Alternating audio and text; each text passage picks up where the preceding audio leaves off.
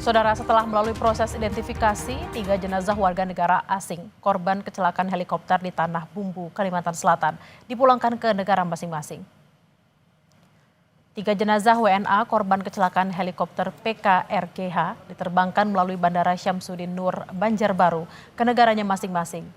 Proses pengantaran jenazah melibatkan sukarelawan, saudara. Sebelumnya ketiga jenazah diidentifikasi di Rumah Sakit Bayangkara, Banjarmasin.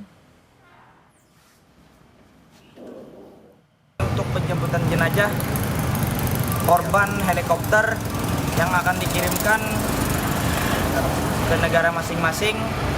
Jadi kami membawa ke Bandara Syamsuddin Nur dan standby sekitar jam 12 untuk dilakukan standby di sini menuju Bandara Syamsuddin Nur. Hingga Minggu malam, saudara, total sudah 6 korban yang berhasil teridentifikasi dan menyisakan 2 jenazah lain yang belum terungkap identitasnya. Kondisi tubuh korban saat ditemukan menyulitkan tim dalam proses identifikasi sehingga perlu mengambil sampel DNA.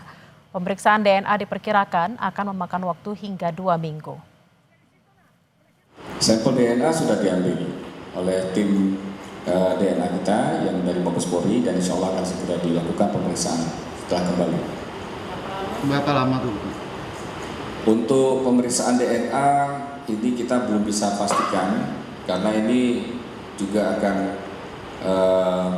memakan waktu ya, dan waktunya ini cukup bervariasi tergantung dari kualitas sampel DNA yang ada. Dan kualitas DNA yang saat ini mungkin akan memakan waktu sekitar 2 minggu.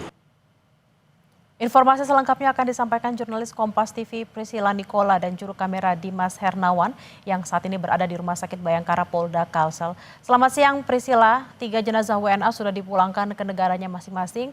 Lantas bagaimana dengan 3 jenazah WNI yang sudah teridentifikasi?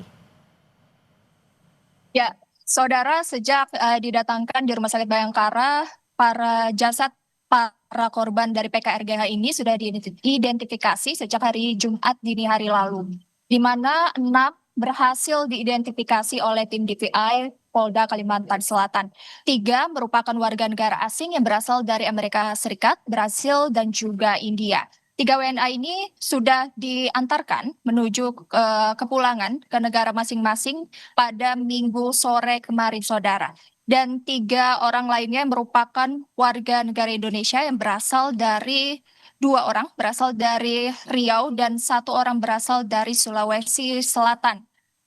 Ketiga jenazah yang berhasil diidentifikasi ini dipulangkan menuju daerah masing-masing pada hari ini pada pukul 10 pagi dengan dikawal oleh mobil relawan yang terlihat memasang bunga putih sebagai simbol penghormatan dan juga bela sungkawa terhadap korban dari jatuhnya pesawat helikopter PKRGH di Kalimantan Selatan ini.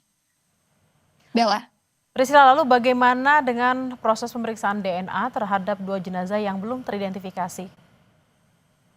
Ya, total dari 8 penumpang PKRGH yang jatuh di Kalimantan Selatan ini, saudara, 2 jasad masih belum berhasil diidentifikasi, dan di mana ini akan memerlukan proses lebih lanjut seperti tes DNA.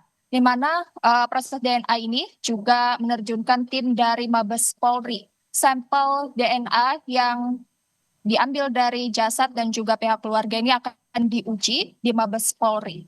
Dan tentunya menurut Kabidokes Polda Kalimantan Selatan, Kombes Pol Muhammad Elyandiko, hal ini akan memerlukan waktu sekitar 2 minggu proses tes DNA. Tergantung dari sampel, maksud kami dari kualitas sampel DNA yang akan diuji. Bella.